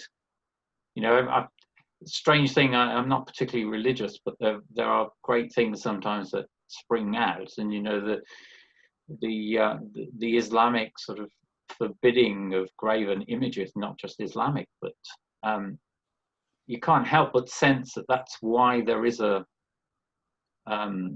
why that is downplayed, is that it's a bar to knowledge. It invites the emotion and takes away, and doesn't actually preserve very much in the form of knowledge. Yes, well, statues.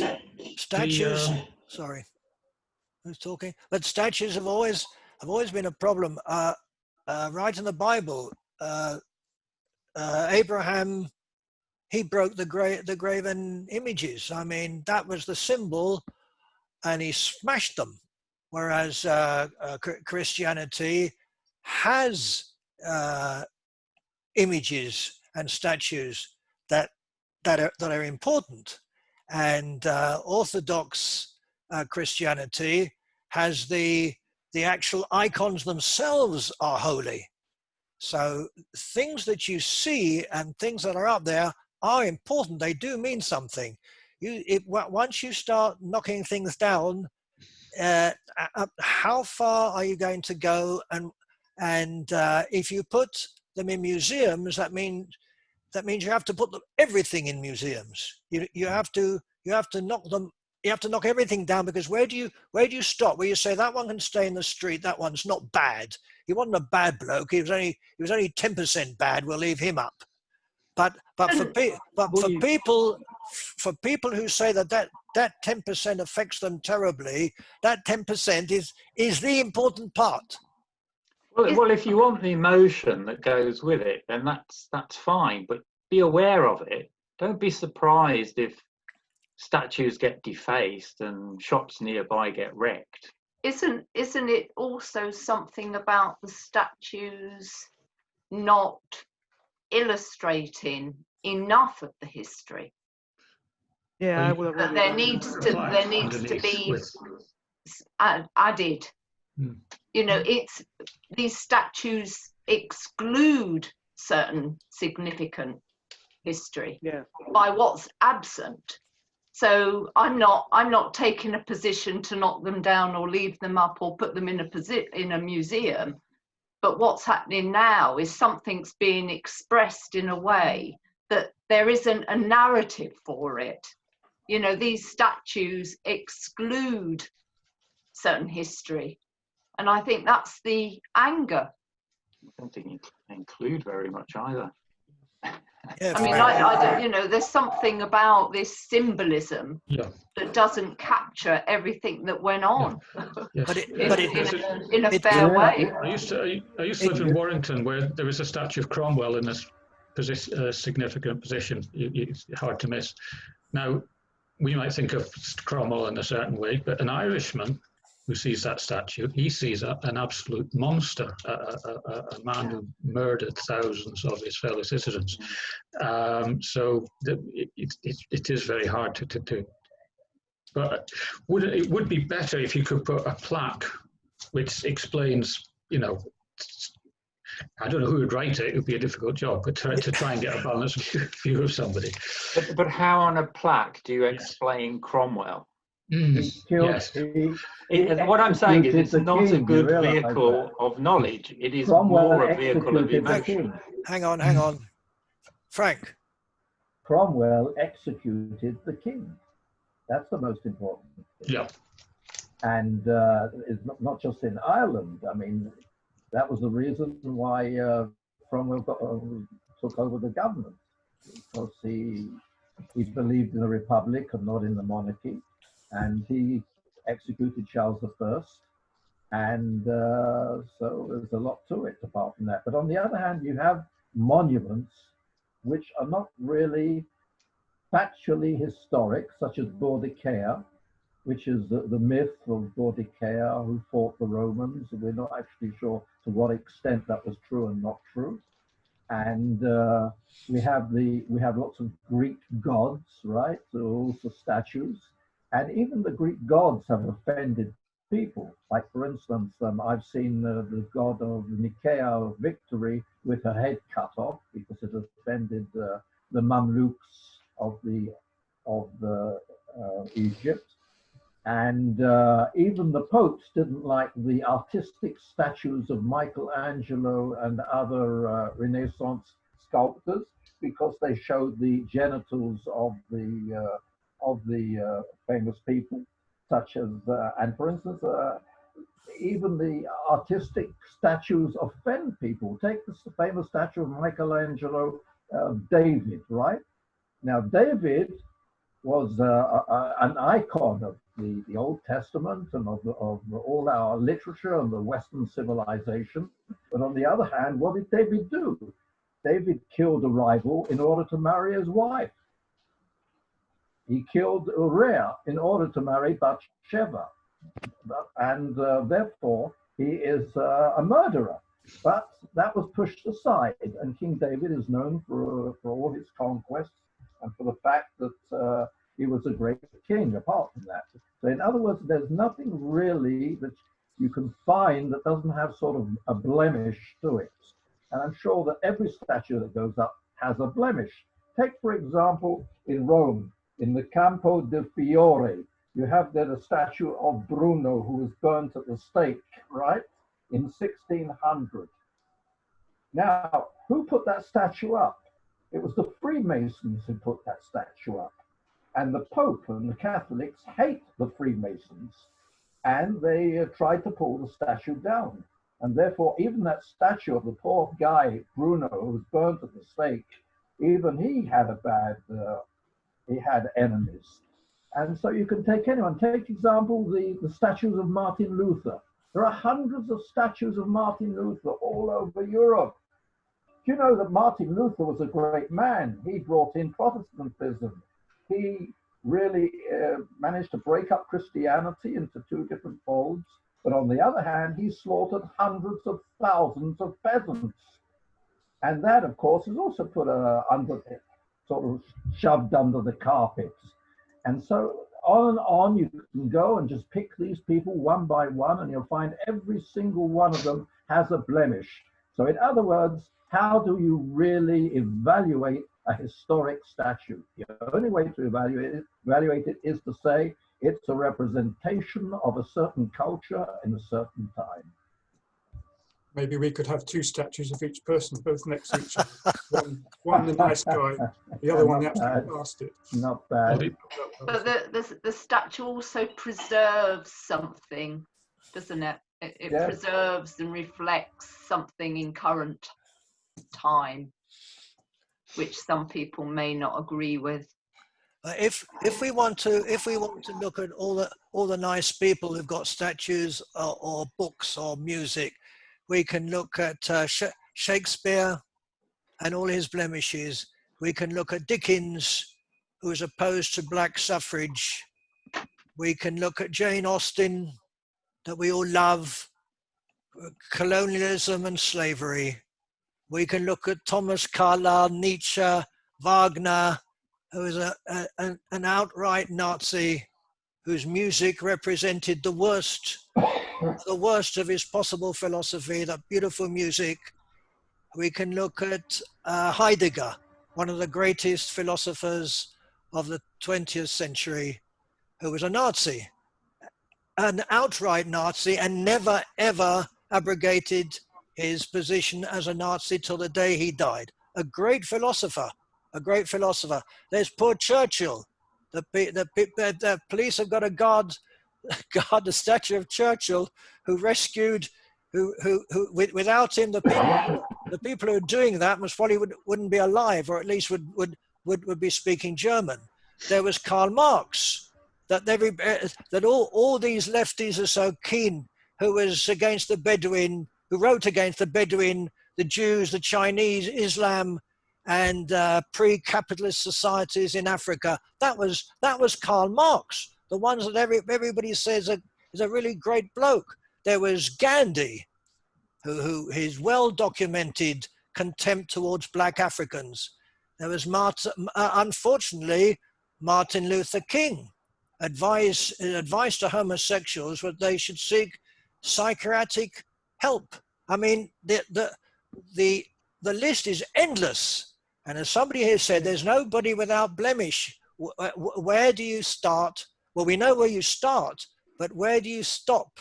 And maybe they should all go into museums. Maybe there should be nothing in the streets at all. Maybe we shouldn't read their books. But that's what's actually happening now.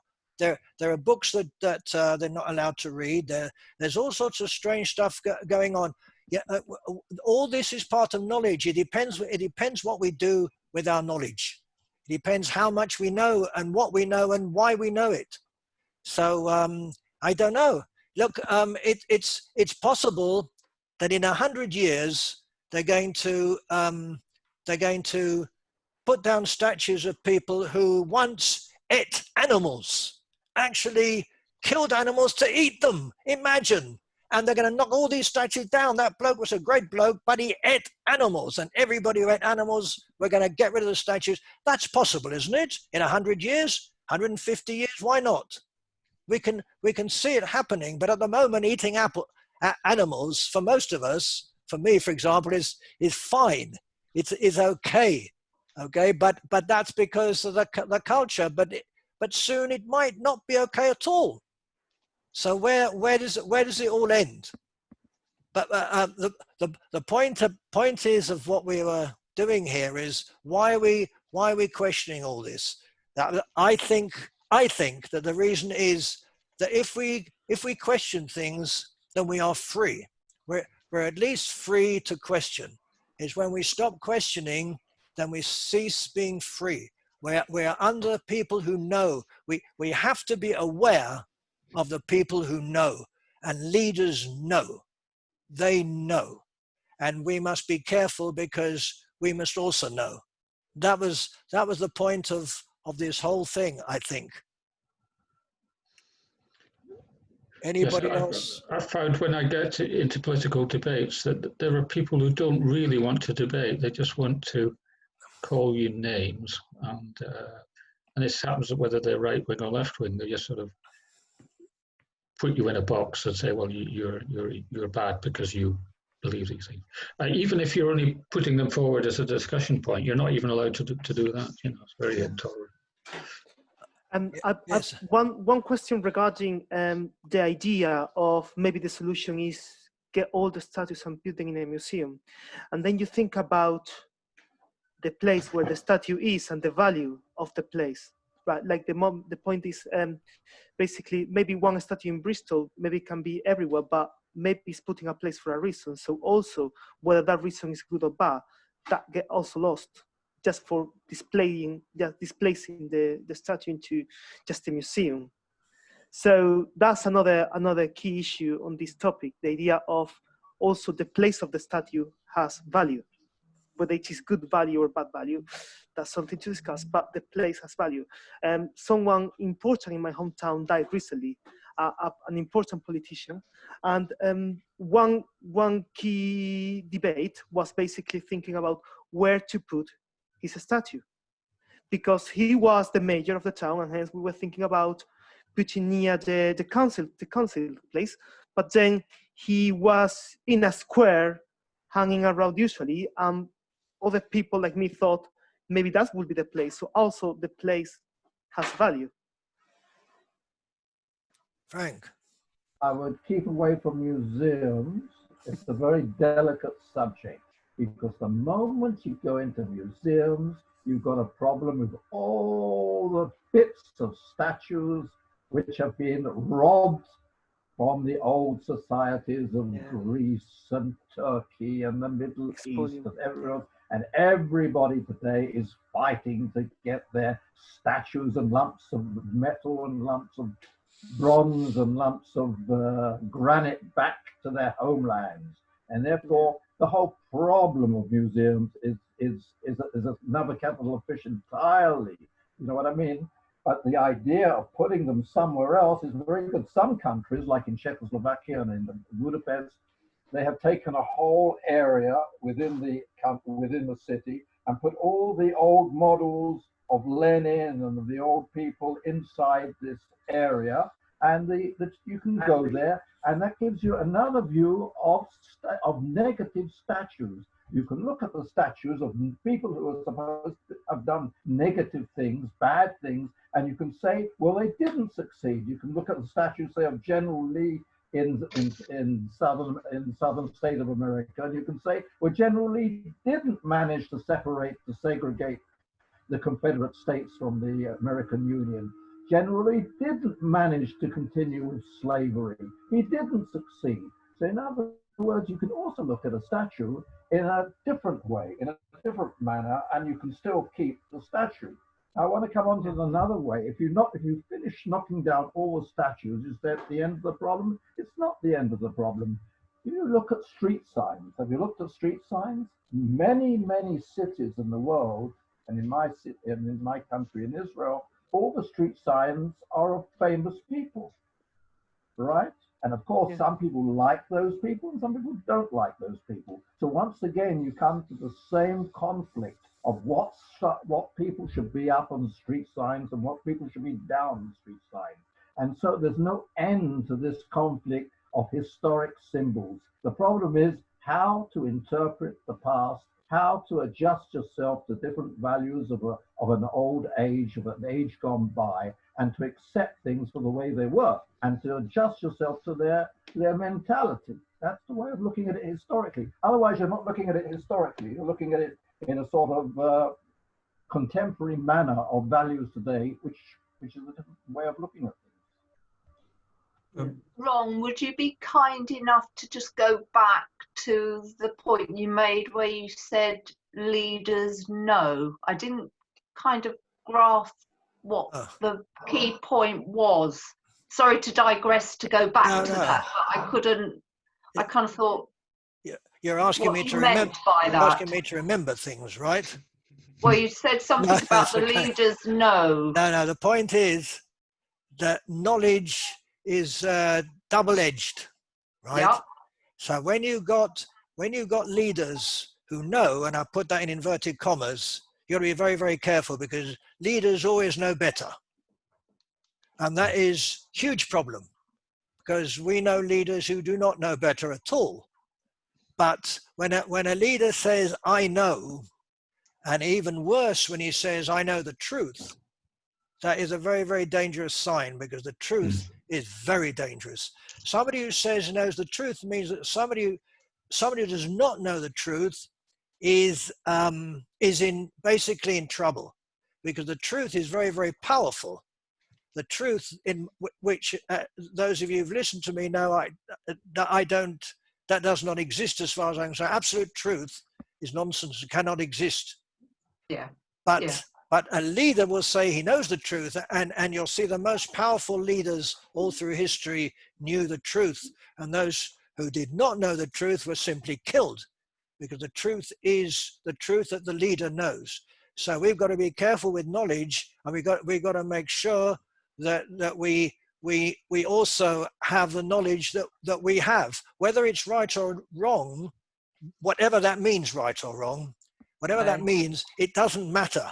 As long as and the correlation then with the statues. The statues are a huge problem, because everybody knows about them, but everybody knows something different about them. And you will never agree. Anybody who wants to put a plaque up would have to have a plaque 10 times as large as the statue, because you can never put everything down that's part of what this person was. This person was a person who done things, and he might have done some terrible things, but he might have also done some wonderful things, and whoever looks at that statue will see it in complete different ways. And it's a huge problem. It's to do with knowledge, and knowledge moves. Knowledge is not static, and we all see it in different ways. Keith, yes. I agree. I'm pleased to hear that. The problem with the statues is what Frank was saying. They take on a life of their own, and they start to become, in people's minds, like a real person, as if they're actually live, as if they're more than just the stones. Frank was saying people come in and chip bits off the statue and take it home and say and treasure it. Well, they're just lumps of stone, and I think the meaning of them does become exaggerated in people's minds, and this is where people start getting emotional about them and starting to tear them down. Maybe the solution would be what we were talking about, Neil, on Thursday, whenever it was, maybe just get rid of the whole lot and just rely on, rather than having statues which only represent one view, rely on literature, on books about the people, on documentaries about the people. There's loads and loads of information about all these people, which give you both sides of the story. So I think the statues are probably too biased, really. Or five sides of the story. And maybe, well, and maybe their time is over. And also Frank was saying that you have roads named after people, and where does it end? Well, maybe it ends there. We get rid of it. You make things neutral so that people are okay with it. Why create problems? You got change the names of the roads and turn them into something that everybody will think is nice. The name of a tree or something. Everybody will argue about everything. I think then, if we can get rid of all these biased icons that are littering the public right of way, maybe that's the solution. Just get rid of them, and then we can rely on doing our own research and finding out about these people, and then we can form our own opinions, and we can do it that way. We'd have nothing to actually go out and destroy. So that's what I was going to say. I think Keith is trying to say that we can remove conflict from the human condition, and I'm afraid, Keith, that's impossible. There'll always be conflict. Whatever you take away, there'll be something else. Yeah. I think he's saying concentrate on the knowledge and not the emotion. Yes, that's right. I'm saying take away these things which are causing people to actually go out and destroy and probably have fights at the same time, and maybe destroy the local, because you said they also damage the local shops as well if there's a statue needed. Let's get rid of those things. Now, that's not getting rid of human conflict. The conflict is still there. And as I said, there's plenty of things people can do without having to beat up statues. And they can go away and they can talk about it. They can have discussions like we're having, and they can read about it, they can learn about it, and they can debate about it, and they can do it that way. They don't have to have some lump of stone to go out and smash up, or a road sign to tear off. We get rid of those things, then people can start being a bit more sensible, a bit more mature, and do it in a more reasonable way.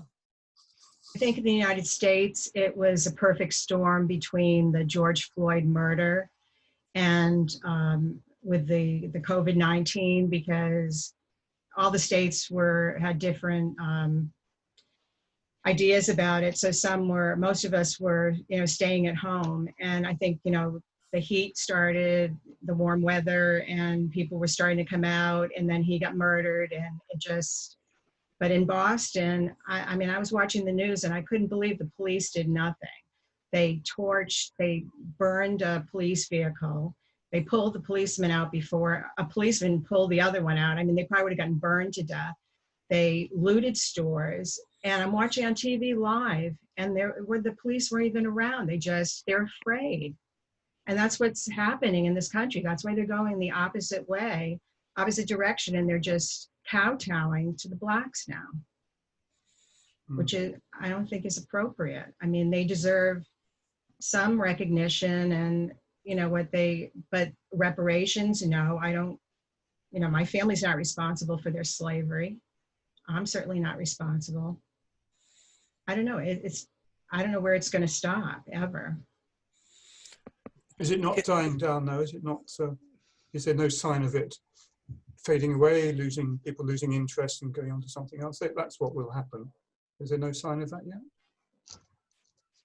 Well, there's also the unemployment. They shut down this country, so the unemployment is worse than the Depression. So especially blacks, I mean, they probably weren't employed in the first place. And well, that's due to COVID though, isn't it? Right, because of COVID-19. Yeah, not because of George Floyd. So with unemployment, they're out in the street, they're just hanging around, and I don't know. It's hard to comprehend the whole situation because it's all different all over the country. Keith, I don't know how anything can be neutral. Well, I'm just talking about stuff outside in the public spaces. Okay. Things are normally neutral. I mean, everything in where I am in Formby, I can't think of anything that's nothing neutral. Somebody will find something. We don't have any political figure, we don't have any statues or names named after people who are likely to be controversial. I can't think of anything that could be biased or contentious in any way. So that, if we can do it, everybody else can do it. Yeah. So Keith, an iconoclast, which leads me to there was a iconoclasm controversy in the Byzantine Empire, where basically the church leaders thought people are starting to worship these statues and icons. We'd better get rid of them all. I think I had the right idea. So. What do you think, Camille? Do you think that's a good idea? Get rid of the statue? Well, we're talking about religious statues, all of them, the whole iconoclasts and stuff. The whole lot. Yeah. I mean, I'm a great appreciator. I write articles on art. I mean, I love museums. The Boston Museum has a beautiful painting of George Washington crossing the Delaware. I mean, I hope they're not going to start taking these things down because, like I say, it's public art. It's for everyone. If you don't like it, then don't look at it. I don't have to appreciate everything either. But a lot of people don't see it that way. They don't take that measured, reasoned view, do they? A lot of people say we don't like it, we're pulling it down. So that's what's causing them. They don't have a right to. Not everybody is a rational person. There was an incident in Britain about 1913 where there was a suffragette who was protesting for votes for women. She went into an art gallery, I can't remember which one, and it had the Rokeby Venus in it by Velasquez, I think it was, and she slashed at it with a knife. And it wasn't like she disapproved of the painting, it was just a protest.